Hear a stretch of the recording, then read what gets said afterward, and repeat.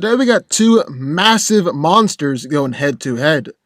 Godzilla versus Cthulhu. Who's coming out on top? Let's find out.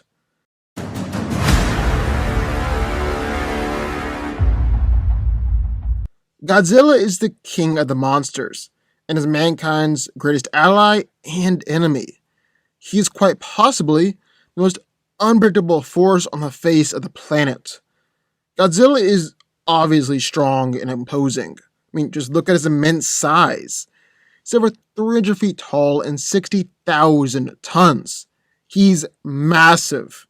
Godzilla's been able to easily throw Kumongu, a 35,000-ton spider, into outer space, pick up the 120,000-ton Super Mega Godzilla as a baseball bat, and is obviously able to topple buildings and destroy cities just by walking. Then if he gets hit with lightning, Godzilla actually even gets stronger, and his limit for that really isn't known. Godzilla is surprisingly fast, especially for a being of his size. From all accounts, the monster is able to move at hypersonic speeds, and destroy fighter jets and dodge missiles. One of Godzilla's greatest assets, though, is his durability. He is immune to all conventional weaponry due to his thick hide. He's able to take attacks on the largest, most powerful monsters on the planet. Godzilla also is arguably the greatest healing factor in all of history. He survived and regenerated from losing his heart, brain, being dismembered, having a hole drilled into his body by Mechagodzilla, then Mechagodzilla shot a cannon right into the wound, being hit with a city-sized meteor, and nuclear explosions. Throughout all this, Godzilla remained standing and healed from it in seconds.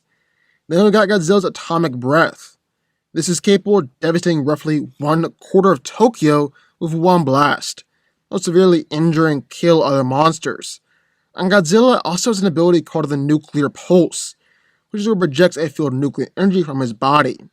Then Godzilla can also absorb radiation, which is capable of boosting his already insanely impressive power. So, let's we got one corner, Godzilla, the king of the monsters. But, entering the ring, at the corner, it's the mysterious and powerful Cthulhu. Cthulhu is a great old one of immense power that lies in a death-like slumber beneath the Pacific Ocean in his sunken city of Ryla. Despite being asleep, he still remains a dominant presence in the eldritch dealings on our world. Cthulhu is described as being as large as a mountain, and said to be a mixture between an octopus, dragon, and a human caricature, having a large, pulpy, tentacled head, top of a grotesque and scaly body of rudimentary wings. His body is not composed of the same matter that's found in our universe, and it can survive in extraterrestrial environments, the cold vacuum of space, as well as surviving indefinitely under the water. He can recover almost instantly from what normally would be fatal wounds, like having his head split open by a boat. And Cthulhu can actually never be truly destroyed, as death is only sleep to Cthulhu, and he will outlast death itself. Even while asleep, Cthulhu is still capable of reaching out to sensitive souls in their dreams, and simply by waking up, he's able to drive a large number of people across the world in temporary madness. In short, Cthulhu was once the ruler of Earth. It's said that he will be the ruler once more, and his very existence is outside the realm of human understanding. So, who wins? Well, let's break it down. Now that we got arguably the two most iconic kaiju of all time going head to head. Godzilla, the king of the monsters, is taking on the Great Old One Cthulhu. So, who's coming out on top here? Well, let's break it down. And starting out, let's do a little bit of a deep dive into our boy Godzilla. Just see what he's capable of. Well, starting out, the big guy is strong. Insanely strong. Godzilla is capable of toppling skyscrapers, destroying whole cities just by walking.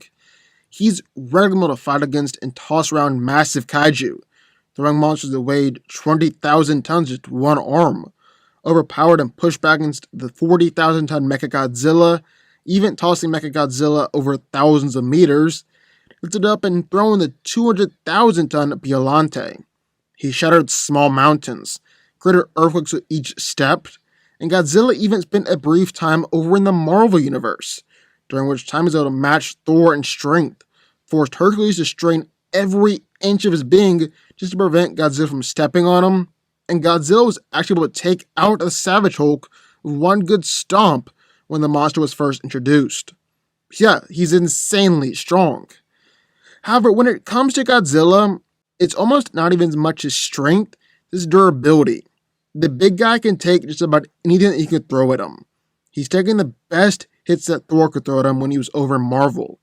He's had an attack on the Absolute Zero Cannon, which smashes all its targets' atoms against each other. He's taken attacks on freeze weapons that can actually freeze nuclear heat. Also saw space distortion before.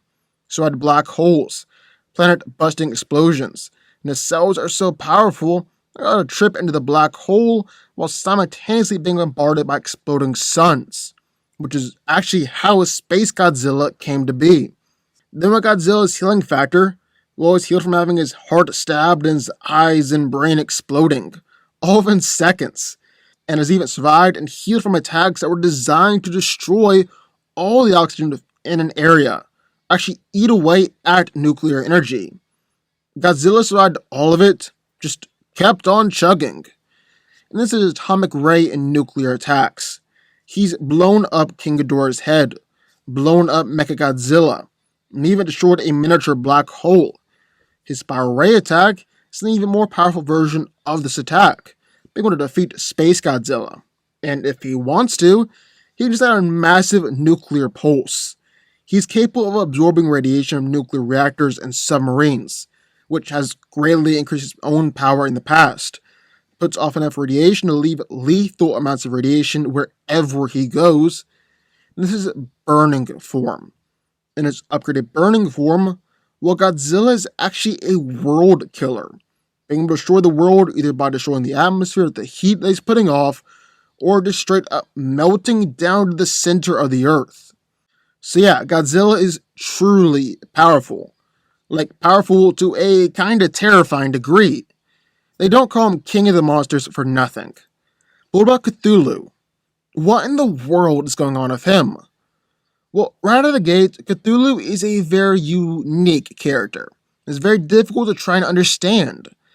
I mean, he's part of a larger mythology whose very existence is intended to be outside the realm of human understanding. In the first short story that appeared in the Call of Cthulhu, no character ever even lays eyes on the monster. Lovecraft never really reveals a lot of solid and concrete details about the character. The stories are usually told from the perspective of a human who doesn't understand the full picture, so you get kind of an unreliable narrator. And on top of that, there are even contradictory statements about Cthulhu throughout the books, since Lovecraft encouraged a lot of his writer friends to write their own short stories that take place within this Cthulhu verse.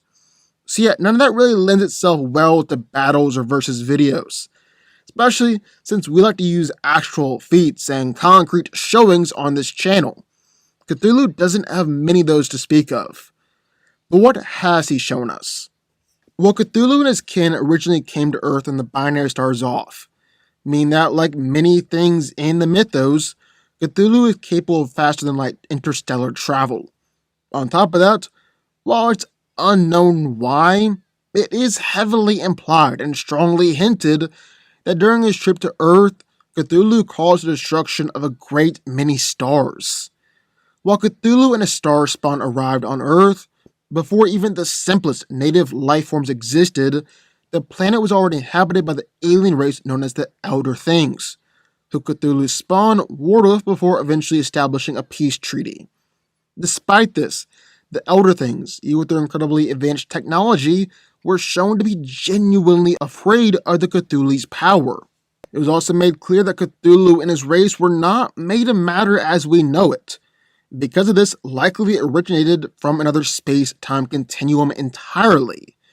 So not only does it mean all physical harm done to them will be purely superficial, which is part of why the Elder Things feared them so greatly, had these new inventions to combat them, but also retroactively makes their interstellar travel feats even more impressive, as they may in fact travel from another plane of reality. Cthulhu is described as a walking mountain. And considering that his head is still well above the waves when he stands on the bottom of the ocean, the monstrosity being miles high is likely quite accurate. So it just absolutely dwarfs Godzilla in size. On top of that, it's been said that Cthulhu can travel to any world that he wishes when the stars are right. He's beyond death itself, and actually shaped the history of man for his and his kin's own gain. However, there is a little misconception I want to dispel right now. Many people try and say that Cthulhu was defeated by a boat, which would be hilarious if true, but it isn't. I mean, after everything I've just been over, do you really think this is true? Of course not. Especially with him not even being made of matter. All that happens is he has a boat driven through his head, he regenerates instantly, and the sailor who did so shortly after goes crazy and ends his own life. Cthulhu does not go on a rampage or return the planet because his awakening was premature and the stars were not right, meaning he could not fully return from a state of living death. So, end of the day, who wins? Well, I gotta go with the actual bona fide god here, Cthulhu. If we just go purely off of feats and showings, it would favor Godzilla, but that's really unfair to the Lovecraft lore and the stories themselves, so we're not going to do that. Now, I'm not saying that Godzilla could never win. There have been some versions of the guy who was the embodiment of rage, or a literal god created by the planet Earth in order to drive off humanity. These versions might have a shot at taking down a god like Cthulhu. Godzilla's even gone down into hell before, battled against angels and demons, killed Greek gods, and literally escaped death. So yeah, Godzilla has a shot to claim some victories here. But on the whole, Godzilla isn't usually at god-like levels. Cthulhu is. So because of that, despite not having many feats or showings, got to give this one to Cthulhu. Cthulhu wins. But what do y'all think? I would love to hear your thoughts. Sound off in the comments down below. Also be sure to hit the like button, subscribe button, turn on notifications from the DanCo army, and I will see y'all next time.